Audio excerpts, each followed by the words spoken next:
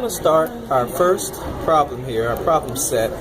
I'm going to review these 4 problems over here, how to do them, using just techniques from limits. So I'll start off with stating the first problem.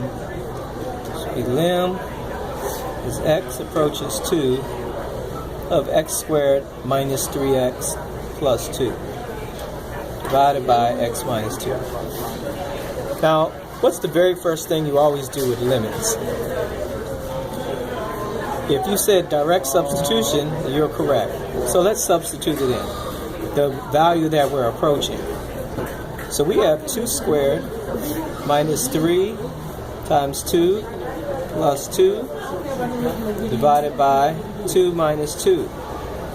And we end up with 4 minus 6 plus 2 divided by 0. Minus 2 plus 2 over 0 gives me 0 over 0. Now we have a name for that. What is the name for that? We call it indeterminate, meaning that the answer is not in a final form. We don't know the answer. So we have to do some more work. And we're going to use algebra to do it. So I'm going to start off by writing lim as x goes to 2. And this, my technique is going to be to factor. And one of the clues in understanding how to factor, look in your problem. If you're trying to factor the numerator, look to see if there's a clue in the denominator on how to do it, or vice versa.